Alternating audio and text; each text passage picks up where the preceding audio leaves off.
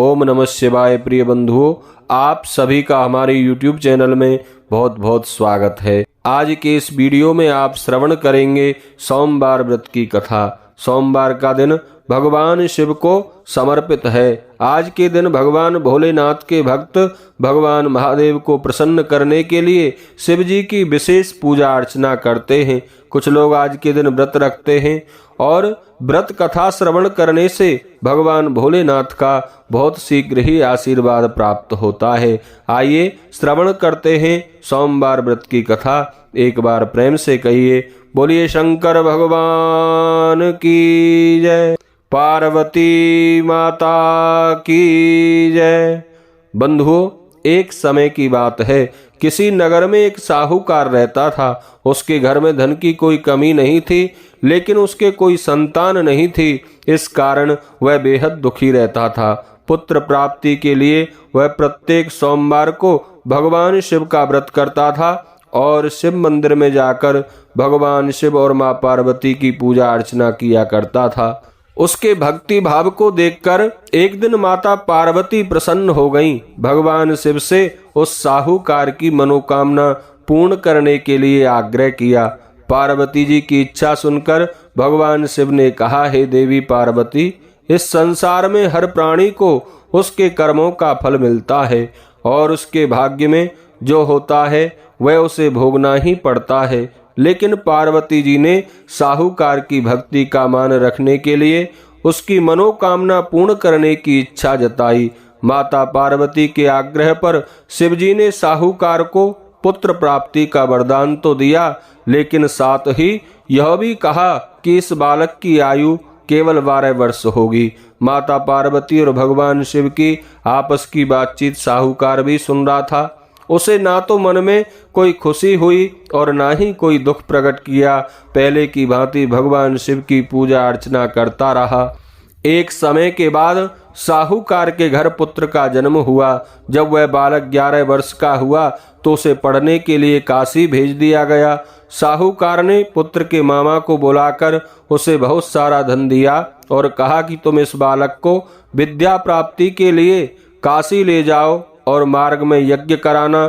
जहाँ भी यज्ञ कराओ ब्राह्मणों को दान दक्षिणा देकर संतुष्ट करते हुए जाना।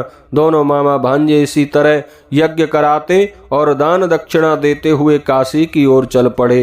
रास्ते में एक नगर पड़ा जहाँ नगर के राजा की कन्या का विवाह था, लेकिन जिस राजकुमार से उस कन्या का विवाह होने वाला था वह एक आंख से काना था। राजकुमार के पिता ने अपने पुत्र के काना होने की बात को लड़की वालों से छुपाया था। साहूकार के पुत्र को देखकर उसके मन में एक विचार आया। उसने सोचा, क्यों ना इस लड़के को दूल्हा बनाकर राजकुमारी से विवाह करा दूं।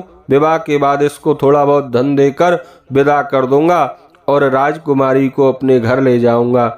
लड़के को दूल्हे के वस्त्र पहनाकर राजकुमारी से विवाह करा दिया गया, लेकिन साहूकार का पुत्र बड़ा ईमानदार था। उसे यह बात न्याय संगत नहीं लगी।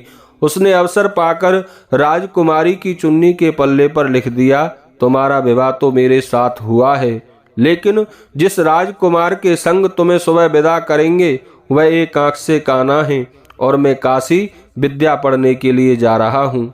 बंधुओं, जब राजकुमारी ने अपनी चुन्नी पर लिखी बातें पढ़ी तो उसने अपने माता पिता को यह बात बताई। राजा ने अपनी पुत्री को विदा नहीं किया, जिससे बारात वापस चली गई। दूसरी ओर साहूकार का लड़का और उसका मामा काशी पहुंचे और वहां जाकर उन्होंने यज्ञ किया। जिस दिन लड़के की आयु 12 साल की हुई उस दिन भी यज्ञ रखा गया। लड़के ने अपने मामा से कहा, मामा मेरी तबीयत कुछ ठीक नहीं है। मामा ने कहा, कोई बात नहीं, तुम अंदर जाकर विश्राम कर लो। शिवजी के वरदान अनुसार कुछ ही देर में उस बालक के प्राण निकल गए। मृत भांजे को देख उसके मामा ने विलाप शुरू किया। संयोगवश उसी समय शिवजी और माता पार्वती उधर से जा रहे थे। पार्वती जी ने भगवान शिव से कहा, स्वामी मुझे इसके रोने के स्वर सहन नहीं हो रहे हैं, आप इस व्यक्ति के कष्ट को अवश्य ही दूर करें। जब शिवजी मृत बालक के समीप गए तो वह बोले कि यह तो उसी साहूकार का पुत्र है जिसे मैंने 12 वर्ष की आयु का वरदान दिया था।